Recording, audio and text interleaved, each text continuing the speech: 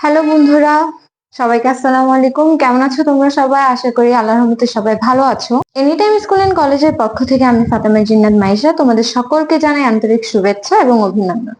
বন্ধুরা, বাসায় বসে সহজভাবে অ্যাকাউন্টিং বোঝার সহযোগিতা পাওয়ার জন্য তোমরা আমার এই চ্যানেলটির সাথে যুক্ত থাকো।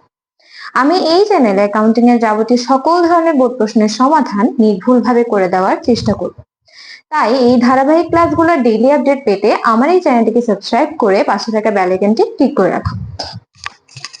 তো বন্ধুরা, আজকে আমি পড়াবো এসএসসি হিসাব বিজ্ঞান ঢাকা বোর্ড 2025 সালের আর্থিক বিবরণী অধ্যায়ের আসা 1 নং অঙ্কটি। চলো আমরা অঙ্কটি বুঝে বুঝে করব। দেখো, আমাদেরকে ফাহিম এন্টারপ্রাইজ দেওয়া আছে 31 ডিসেম্বর 2024। দেওয়া আছে হিসাবের নাম ডেবিট ক্রেডিট টাকা। আচ্ছা, মূলধন 1,99,700, প্রাপ্য হিসাব 70,000, প্রদেয় হিসাব 7,000, বাট্টা 2,500, পরিবহন 500, কমিশন 4,000, ক্রয় ও বিক্রয় 30,000 আর 45,000, আসবাবপত্র 60,000, হাতে নগদ 30,000, মজুরি 1,200 টাকা, মজুত পণ্য 1/1/2024 অর্থাৎ আমাদের প্রাণহীন মজুত পণ্য 33,500 টাকা, ফেরত 3,000 আর ওইদিকে 2,000, বেতন 8 মাস। আমাদেরকে সমন্বয়ে বলা হয়েছে স্থায়ী সম্পদের অবচয় 5% ধরতে। আর 2 নম্বর সমন্বয়ে বলা হয়েছে মজুরি অগ্রিম প্রদান করা হয়েছে 800 টাকা। 3 নম্বরে আমাদেরকে বলা হয়েছে ধারে ক্রয় 5,000 টাকা হিসাবভুক্ত হয়নি। 4 আমাদেরকে বলা হয়েছে সমাপনী মজুত পণ্যের ক্রয় মূল্য 51,600 টাকা কিন্তু বাজার মূল্য 54,400 টাকা। দেখো, প্রশ্নে আসো। প্রশ্নে কতে আমাদেরকে বলতেছে যে ফাহিম এন্টারপ্রাইজের নিট ক্রয়ের পরিমাণ নির্ণয় করতে।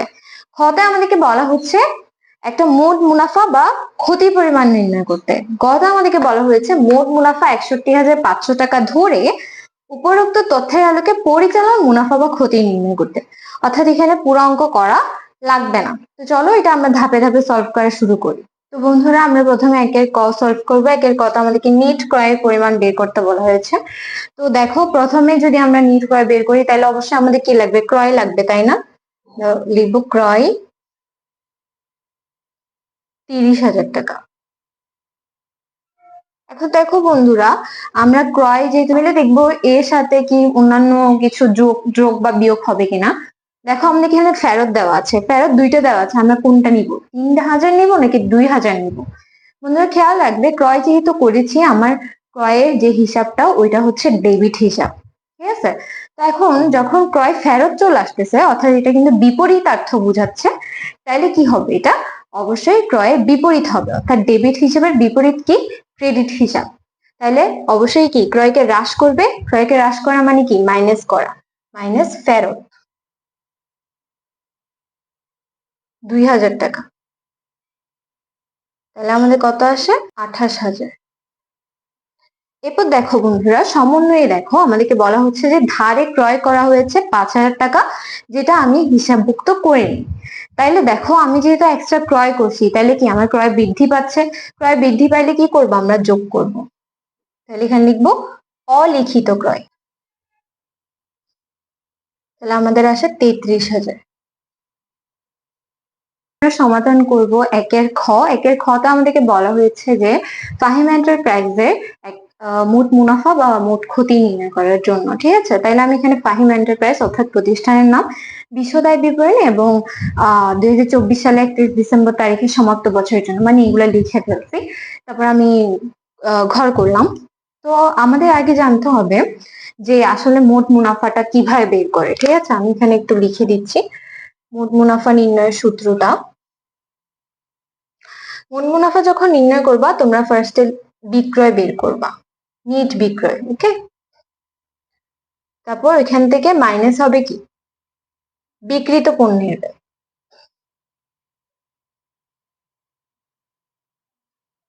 ঠিক আছে? আর বিক্রিত পণ্যের ব্যয় কিভাবে বের হবে? বিক্রয় যোগ্য পণ্যের ব্যয় মাইনাস সমাপনী মজুত।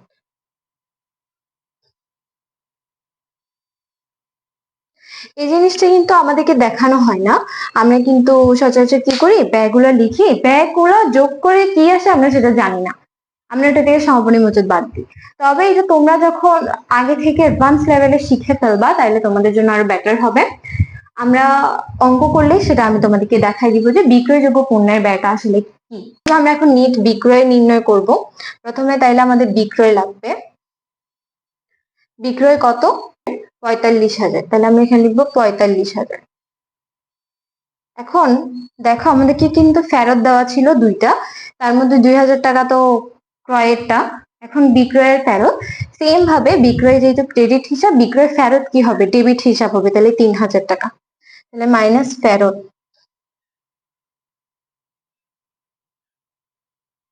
টোটাল আসে 42,000। আমরা বাদ দিব বিক্রিত পণ্যের ব্যয়। তাহলে বিক্রিত পণ্যের ব্যয় সবার আগে আসবে কি? প্রারম্ভিক মজুত পণ্য, অর্থাৎ মজুত পণ্য 1/1/2024, মানে প্রারম্ভিক শুরু। কত হাজার টাকা? 33,500। এখন আমাদের লাগবে নিট ক্রয়। যেহেতু আমরা নিট ক্রয় কতেই বের করে ফেলেছি, আমরা লিখবো ক হতে প্রাপ্ত ছিল 33,000। এখন দেখো বিক্রিত পণ্যের ব্যয় আর কি কি বসবে। আছে পরিবহন। পরিবহন কিন্তু আমার জন্য দুই ধরনের, একটা হচ্ছে আন্তঃপরিবহন, একটা হচ্ছে বহি পরিবহন। বন্ধুরা, আমাদের যে বিক্রিত পণ্যের ব্যয় ওখানে শুধু আন্তঃপরিবহনটাই কিন্তু ব্যবহৃত হয়। শুধুমাত্র পরিবহন দেওয়া থাকলে সেটা কিন্তু আমরা আন্তঃপরিবহন ধরবো। আর আন্তঃপরিবহন কোথায় বসে? বিক্রিত পণ্যের ব্যয়। আমরা লিখবো পরিবহন 500 টাকা। এরপর দেখো আমাদের আছে মজুরি। মজুরি কিন্তু বিক্রিত পণ্যের ব্যয় 1,200। এখন দেখো মজুরির সাথে কিন্তু একটা সমন্বয় আছে, বলা হচ্ছে মজুরি অগ্রিম প্রদান করা হয়েছে। যখন কোনো কিছু অগ্রিম বলা হবে আমরা সেটা কি করি? মাইনাস করি। কত টাকা? 800 টাকা। তাহলে আমাদের কত আসে? 400 টাকা। এখন আমরা এই যে চারটা এন্ট্রি এগুলো যোগ করব, 67,400 টাকা। এখন এই যে আসছে এটা হচ্ছে আমাদের বিক্রয়যোগ্য পণ্যের ব্যয়। এখন সমাপনী মজুত পণ্য বাদ দেওয়ার আগে যেটা আসে সেটাই হচ্ছে বিক্রয়যোগ্য পণ্যের ব্যয়। এরপর আমরা বাদ দিব সমাপনী মজুত পণ্য 51,600। এখান থেকে আমরা কমটাই নিব, বেশিটা নিব না, ঠিক আছে? তাহলে এখন আমরা মাইনাস করি 15,800। এখন দেখো বন্ধুরা, এই যে বিক্রিত পণ্যের ব্যয়, এটা হচ্ছে বিক্রিত পণ্যের ব্যয়। এখন আমাদেরকে বলা হয়েছে নিট বিক্রয় থেকে বিক্রিত পণ্যের ব্যয় বাদ দিলে কি পাবো? মোট মুনাফা পাবো। তাইলে এখন বাদ দেই, আসবে 26,200। এটাই হচ্ছে কি আমাদের মোট মুনাফা। যেহেতু ধনাত্মক আসছে তাইলে আমরা কি এটা মোট মুনাফা ধরবো।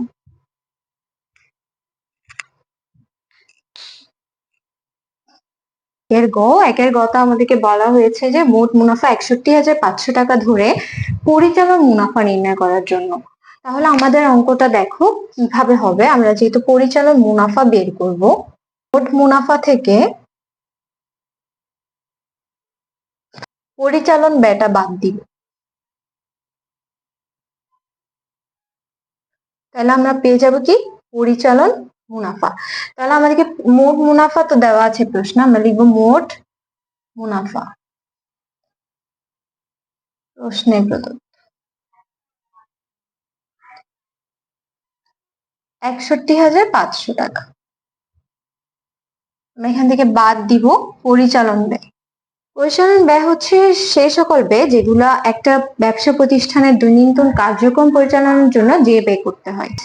কমিশন, ঠিক আছে? এই যে কমিশন ডেবিট পাশে আসে, ডেবিট পাশে আছে, তাইলে কমিশন যদি ডেবিট পাশে থাকে সেটা তাইলে আমরা খরচ বুঝাই, তাইলে সেটা হচ্ছে পরিচালন ব্যয়। আমরা লিখবো কমিশন প্রদান টাকা 4,000 টাকা। এরপরে আছে আমাদের বেতন, আমরা লিখবো বেতন। তবে খেয়াল করো বেতন দেওয়া আছে 24,000 টাকা, তার পাশে কিন্তু দেওয়া আছে 8 মাস। ঠিক আছে, কি দেওয়া আছে? 8 মাস।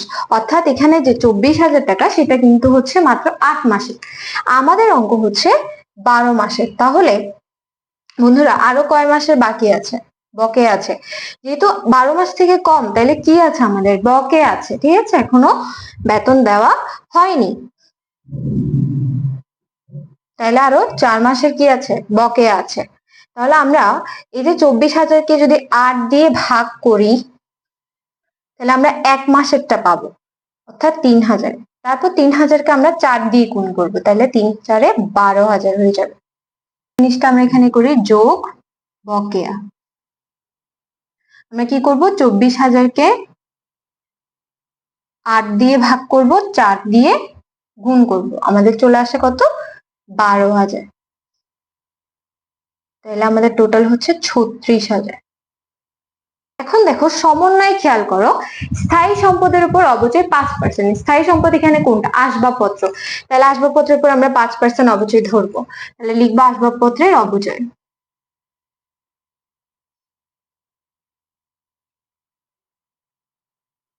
কিভাবে হবে, আসবাবপত্র হচ্ছে 60,000 ইন্টু 5%, তাহলে এখন এই তিনটা আমরা যোগ করব, আমাদের আসবে 43,000। কি করবো, পরিচালন ব্যয়টা কি করব, মোট মুনাফা থেকে কি করবো, বাদ দিব, তাহলে আমাদের আসবে 18,500। এটাই হচ্ছে আমাদের নিট, যেহেতু ধনাত্মক তাই এটা হচ্ছে মুনাফা। তো বন্ধুরা আজকে এই পর্যন্তই, আশা করি তোমরা আমার অঙ্কটা বুঝতে পেরেছো। যদিও না বুঝতে পারে আমাকে অবশ্যই কমেন্টে জানাবে। আমি ইনশাল্লাহ আগামী ক্লাসে ঢাকা বোর্ড 2025 সালের 2 নং অঙ্কটি নিয়ে আসবো। তোমরা অবশ্যই জানাবে যে তোমাদের কি 2 নং এর সমস্যা আছে কিনা। তো তোমাদের কাজ হচ্ছে আমার এই চ্যানেলটিকে সাবস্ক্রাইব করে পাশে থাকা বেল আইকনটি ক্লিক করে রাখা, যাতে আমি যখনই ভিডিও আপলোড করি না কেন তোমরা সেটার নোটিফিকেশন পেয়ে তোমাদের সমস্যাগুলো দ্রুত সমাধান করে নিতে পারো। এছাড়া তোমাদের বিভিন্ন ধরনের সমস্যা, অঙ্কের বিভিন্ন ধরনের সমস্যা হলে আমাকে অবশ্যই কমেন্টে জানাবে, আমি সেই অনুযায়ী ক্লাস নিয়ে আসবো। তো ঠিক সময় দেখা হচ্ছে ইনশাল্লাহ, ততদিন পর্যন্ত সুস্থ থাকবে, ভালো থাকবে। আল্লাহ হাফেজ, আসসালামু আলাইকুম সবাইকে।